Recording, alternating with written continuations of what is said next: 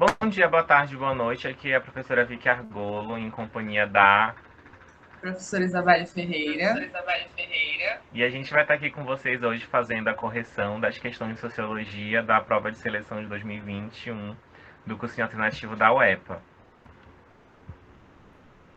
A gente já está mostrando um A gente guia já que a está gente vai estar mostrando um guia fazendo, que a né? gente vai estar Como fazendo, já né? adiantou, a gente vai Conforme estar já fazendo adiantou, a gente vai correção estar das fazendo a questões dessa. correção das questões dessa. E a gente vai estar no finalzinho falando um pouco das temáticas que foram mais frequentes nas edições do Enem, até a última edição, que no caso foi de 2020. A nossa primeira questão de hoje é a seguinte, né? Que diz o seguinte no texto: o Grammy Awards é uma cerimônia de premiação da Academia de Gravação, né, em inglês The Recording Academy, dos Estados Unidos, que presenteia anualmente profissionais da indústria musical com o prêmio Grammy, em reconhecimento à excelência do trabalho e conquistas na arte de produção musical. Em 2020, quando a premiação divulgou a lista de indicados, né, surgiram comentários sobre a ausência de um artista nas categorias principais, o cantor canadense The Weeknd, que mesmo com o grande sucesso do seu álbum After Hours e o single carro-chefe Blinding Lights, ambas produções obtiveram 0 nomeações na premiação. A discussão vinculada nas mídias sociais estava associada em volta do fato do artista ter submetido seu trabalho nas categorias de pop e não de R&B, sendo a segunda categoria, né, considerada categorias subentendidas como espaço de artistas negros. Pelo texto a gente consegue identificar o seguinte, que o Grammy é uma premiação, né, musical que reconhece o trabalho de diferentes produções artísticas musicais e que no ano de 2020, quando liberou a lista de indicados, um artista muito considerável no ano foi deixado de fora, foi esnobado. E aí, com a discussão dele não ter recebido nenhuma indicação, se buscou entender o porquê e se descobriu que ele não submeteu os trabalhos dele nas categorias que são consideradas para artistas negros. Ele submeteu nas categorias geral de pop.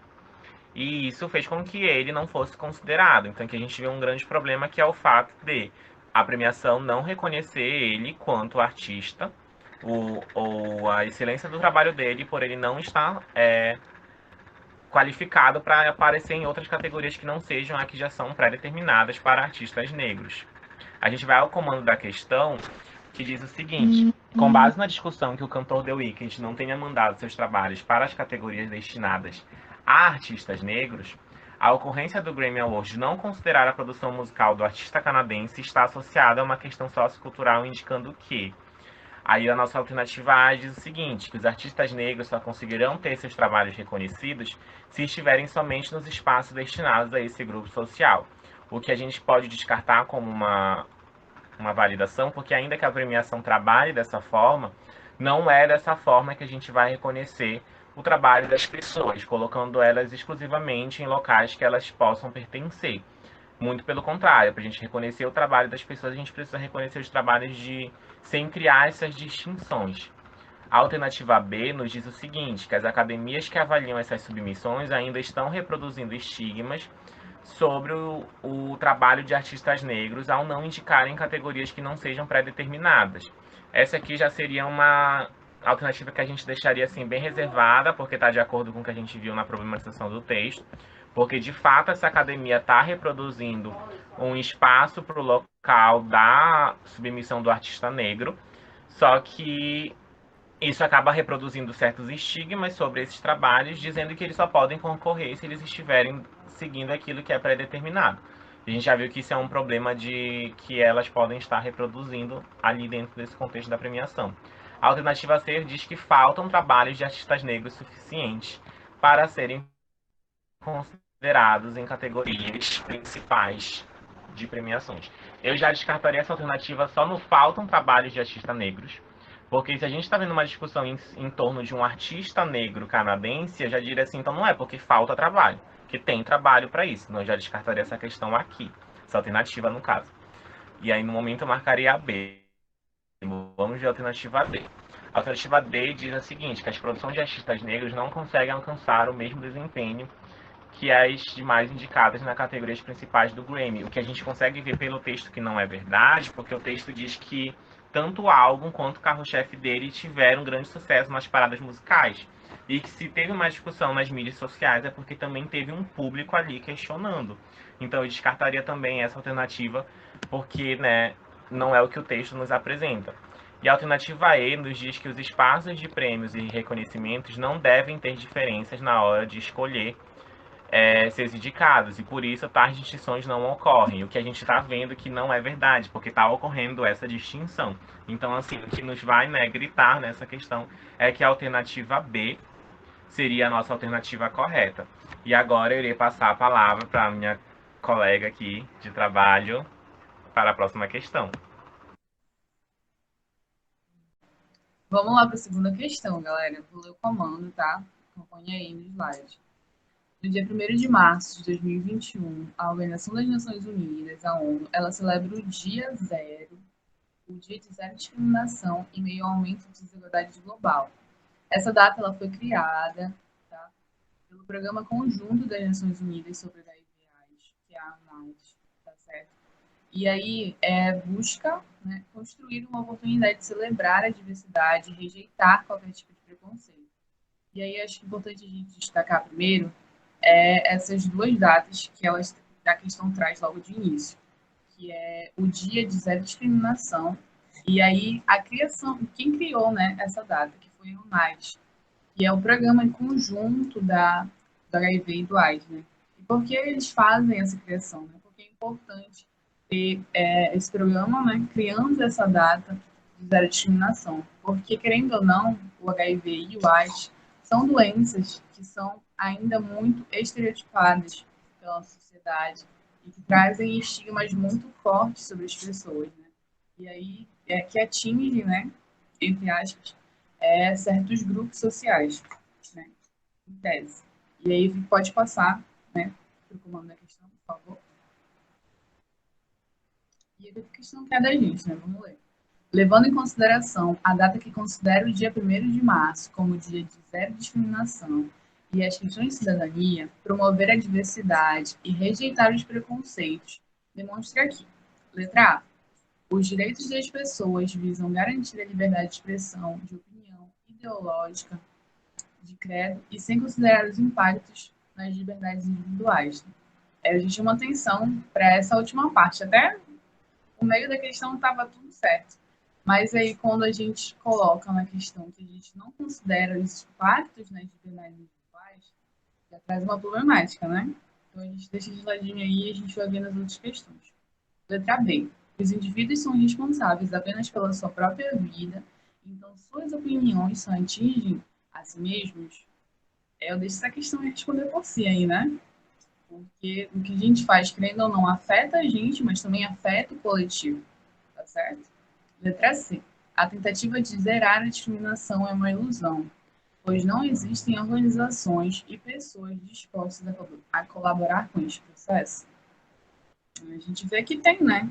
Organizações, que tem pessoas, e que a gente está tentando. Então, a gente descarta também a letra C. Letra D. O preconceito faz parte do convívio humano, então não é possível agir contra certas noções já estabelecidas previamente. A gente tenta, né? Então, vamos ver a letra E aqui. Eu acho que é essa daqui. Estou sentindo, hein? Os cidadãos têm o direito de agir livremente na sociedade. Então, garantir esse direito é o mesmo que permite o exercício da cidadania. Então, daí a gente vê que a letra correta é a letra E, né? E eu passo para a Vicky, que vai trazer a próxima questão. Professora, a gente passando para a terceira questão, que diz o seguinte: a charge para o artigo "A herança colonial e escravocrata não pode sabotar nossos valores novamente", de Ronício Pacheco, do projeto Usina de Valores, Instituto Resorg. A charge diz o seguinte: avisa o povo aí de cima que nossa herança maldita não cabe mais debaixo do tapete. É um moço falando no telefone, com uma vassoura na mão, varrendo para baixo do tapete, no caso, que seria a bandeira do Brasil, o encarceramento em massa, o racismo, a desigualdade social e a violência de gênero. Porque a gente está vendo que O título da charge, que diz que a herança colonial, né, e escravocrata não pode sabotar nossos novos valores novamente, é dizendo que a gente tem isso muito, tentando colocar, né, passar um grande paninho assim da nossa grande narrativa da história do Brasil. E aí a gente vamos ver o que a questão está pedindo da gente. A questão diz o seguinte pra gente, que a charge revela uma crítica à herança sociocultural do Brasil, em especial as que resultam da colonização, porque alternativa A permite entender que muitas situações socioculturais da historiografia brasileira foram omitidas, invisibilizadas. Aqui eu já acho assim, uma alternativa muito interessante, porque é o que de fato a gente consegue identificar pela charge, mas a gente vamos olhar as outras alternativas para poder ver, né, se tem alguma melhor que essa. A alternativa B diz que considera coerente o apagamento das problemáticas das relações sociais brasileiras. E assim, quando a gente vê o título dizendo que não dá mais, né, para essas heranças fazerem parte dos nossos valores, a gente já vê que o título da charge diz que não é coerente. E aí, quando o moço na charge está ali falando que não tem mais como colocar de baixo, ele está realmente também falando que não dá mais, então, assim, não é demarcar como forma coerente, então eu descartaria a alternativa B. A alternativa C fala que ela enaltece a capacidade de colocar as heranças sociais embaixo do tapete, o que a gente consegue visualizar que não é um movimento crítico. Aqui não tem uma crítica, assim, enaltecer essa capacidade não seria uma crítica, seria uma parabenização, então não é o que a questão está nos pedindo também. E não é o que a gente deve considerar quando se tratar esse assunto, a gente não deve achar que isso deve ser enaltecido de alguma forma. E a sociologia vai permitir isso da gente. A alternativa D fala que descreve sem eficácia como se relacionavam as sociedades humanas no Brasil. E assim, não diz que não tem como dizer que é sem eficácia, porque muito pelo contrário, a charge não dá muito poder, né, com muita propriedade para descrever como esse processo se deu nas relações humanas no Brasil. E a alternativa E fala que delimita essa herança sociocultural como algo exclusivo do modelo de colonização do Brasil. E assim, se a gente pega qualquer aula de história, né, a gente vai identificar que esse processo de colonização ele não é exclusivo do Brasil. Então, assim, a gente não pode dizer que essa demarcação que a Charge faz é uma demarcação somente aplicada aqui. Provavelmente muitos outros países que passaram pelo processo de colonização também têm seus estigmas de apagamento, de invisibilização. Então, assim, a alternativa A, para mim, é essa. E a gente consegue visualizar que não tem como não ser essa, porque realmente a charge permite que a gente consiga entender que algumas situações socioculturais da nossa história brasileira foram omitidas e foram invisibilizadas. E aí agora eu vou passar a palavra para a minha colega, né? Minha grande inspiração na educação aqui com vocês, a professora Isabelle. Questão super válida, né, Vicky? Segue sendo atemporal, né? Segue ensinando pra gente. Vamos lá para a quarta questão, galera. O conceito de cidadania, o qual pode ser aprendido em dois sentidos, o individual e o coletivo. No sentido individual, a cidadania está referida ao conjunto de direitos que habilita o indivíduo a participar de forma plena da vida pública. No sentido coletivo, reflete os graus de tolerância com as desigualdades, expressando reconhecimento de limites, além dos quais as diferenças entre os indivíduos não possam ser justificadas. Então surge um terceiro conceito, que são os direitos coletivos construídos legalmente, que cuidam da defesa de grupos específicos do direito até da coletividade como um todo. Né? Então aí traz três conceitos para a gente. Do conceito de cidadania coletivo, individual e dos direitos coletivos, né? Que separa muito bem. Né? No caso, o direito individual é aquele que está referido, no caso, naquele que a gente pratica, né, de forma plena, enquanto politicamente, assumindo posições políticas, e tudo nesse âmbito, no caso que está público. Né. Do individual, a gente já vai do coletivo, né, no caso. A gente já vai mais para o caso, né, da convivência com outros grupos, da convivência com outras pessoas. E a partir disso surge o terceiro, né, que é o que cuida da defesa, né, para a gente. Coletivamente, como é que a gente trabalha um todo, né, no geral, mas assim.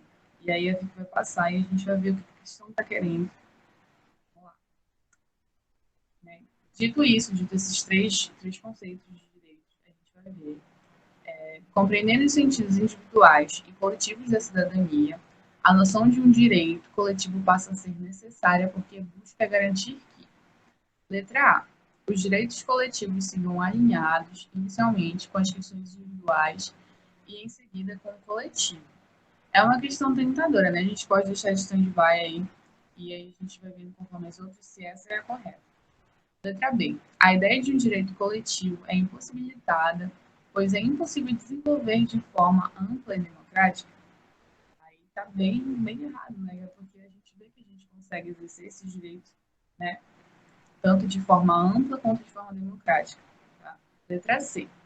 Para garantir de forma constitucional, é necessário grandes mudanças e adequações legislativas, porém o tempo curto não permitiria certas alterações na Constituição. É meio tentadora, né? A gente tem que ficar atento aí para ver qual é. Então, vamos ficar entre a A e a C até agora. Letra D. Os direitos coletivos deveriam ser construídos legalmente e deveriam cuidar da defesa de grupos específicos e do direito da sociedade como um todo. Não, né? Porque já está falando que são direitos coletivos, então a gente não pode estar cuidando de grupos coletivos. A gente tem que trabalhar com todos os grupos, né? Tem que ser amplo, tem que abranger, né? Letra E. As informações precisam ser pesquisadas antes de se tornarem direitos coletivos de grupos. Caso não ocorra isso, só resultará em mais segregação social. Pode passar, Vicky. E aí a gente vê, né? E essa que é a questão correta. Caso os direitos coletivos deveriam ser construídos legalmente, deveriam cuidar da defesa de grupos específicos do direito da sociedade como um todo. E aí eu passo para a Vicky novamente, vai dar prosseguimento. Obrigada, professora. A gente vai agora para a nossa última questão, né, que diz o seguinte: o Supremo Tribunal Federal, o STF, determinou no dia 13 de junho de 2019 que a discriminação por orientação sexual e identidade de gênero passe a ser considerada um crime. Por 8 votos a 3, os ministros determinaram que a conduta passe a ser punida pela Lei de Racismo 7716, então 7.716/89, que prevê crimes de discriminação ou preconceito por raça, cor, etnia, religião e procedência nacional. A demanda de criminalizar a LGBTI-fobia quer dizer que todos os crimes considerados comuns, como calúnias e difamação, lesão corporal ou homicídio, se cometidos por causa de identidade de gênero ou da orientação sexual da pessoa, da vítima no caso, serão julgados a partir dessa lei em particular, que define as penas para condutas discriminatórias. Aqui a gente vê que o STF passou a considerar, né, a LGBTQIA+, a LGBTQI-fobia, né, como uma questão de crime. Então a gente passa a ver que existe uma preocupação com essas pessoas, com esse grupo, com essa comunidade, e existe uma demanda de criminalizar isso que está muito associada ao fato de existirem diferentes violências que vão atingir e atravessar a vida dessas pessoas. Aí a gente vai ao comando, né, da questão para ver o que ela está pedindo da gente. E o comando da questão diz o seguinte: que no contexto descrito, a determinação citada pode alterar a situação da população LGBTQIA+, ao proporcionar sua.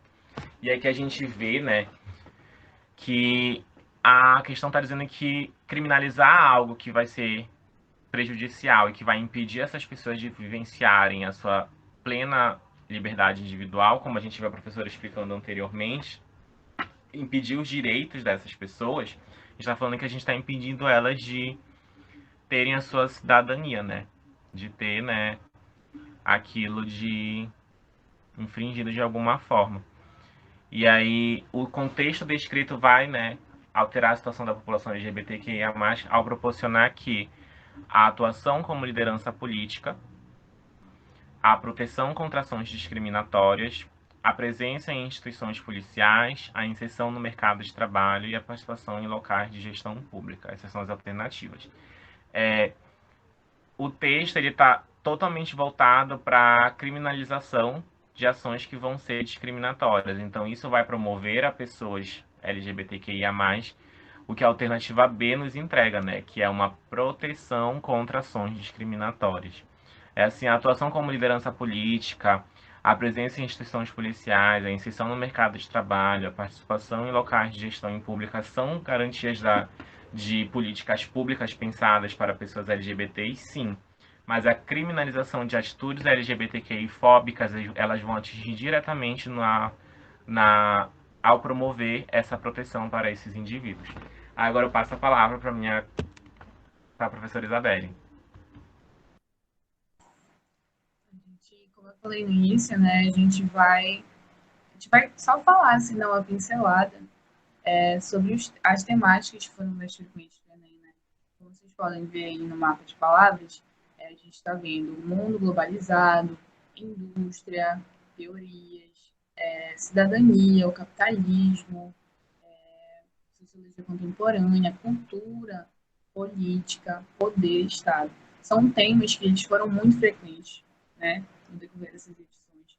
A gente viu questões caindo e que a gente vai estar vendo no decorrer desse ano de cursinho, várias questões que abordem também, vai estar abordando conteúdos em torno dessas temáticas, para proporcionar a vocês um bom conteúdo, né, para que, se Deus quiser, a gente está torcendo, para que venha cair alguma questão dos temas que a gente tenha trabalhado, e a gente espera muito que caia, para que vocês tenham sucesso na prova, para que vocês tenham saiam bem, né, e tenham a tão sonhada aprovação, que é o que a gente também quer muito para vocês. E aí a gente finaliza, né, por aqui, vai finalizando esse vídeo, né, de correção com vocês. Aí a professora pode ligar o microfone pra gente já estar trocando uma ideia, de que a gente já tá mesmo nessa de finalização. Então, assim, aqui eu separei a gente separou, no caso, um momento de divulgação, né, onde vocês podem estar acompanhando o nosso trabalho, que é além, né, do perfil do Alternativo Cursinho, que é o cursinho que vocês estudam. Tem os nossos perfis pessoais, aí eu vou deixar a professora falar do dela. Bom, né, o meu Instagram é Guerreira, e se vocês quiserem, a gente também vai estar soltando algumas coisas por lá. Já estou soltando um spoiler, assim, de alguns conteúdos, de algumas temáticas. E aí a gente espera encontrar vocês por lá também, né, para a gente trocar uma ideia para além do espaço, né, educacional. E também tá se computando, tá se levantando. E é isso. E o meu Instagram também, né, que tá aqui, é o @vic.argolo. Eu já vivencio a minha rotina de criadora de conteúdo digital, então lá no meu Instagram você vai ver quadros, você vai ver alguns guias de coisas que eu já venho fazendo, e como a professora já soltou um spoiler aí, tá vindo algo por aí que eu acho interessante vocês também estarem acompanhando. Já soltei, assim, um futuro projeto, talvez. E aí vocês podem estar acompanhando tanto as redes sociais do cursinho como as nossas também, né? Para que a gente possa estar fazendo essa troca. E aí, para finalizar, de fato, a gente sempre deixa uma mensagem motivacional nas nossas aulas de sociologia. E assim, se depender de mim, a referência de Naruto será infinita. E aí eu posso estar falando, deixar com a professora um pouquinho para ela falar um pouco, porque, né? Como os bois naruteiros, né? Bois fãs de Naruto, que não desistiu. A gente também segue isso daí, e a gente tá falando do legado do Rock Lee, né? Um cara gigantesco, assim. E aí a gente traz uma frase, né? Ninja que nos ensinou que o poder da motivação pode levar ao sucesso.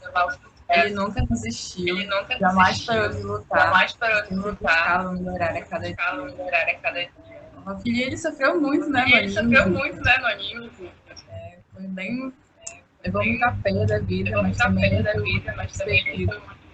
ele não desistiu, e ele era um cara que era muito buscava o progresso, buscar algo melhor. E aí ele é um exemplo para a gente, tanto para a vida acadêmica, para a vida acadêmica. Espero que vocês também sigam o exemplo, sigam o legado do Rock Lee.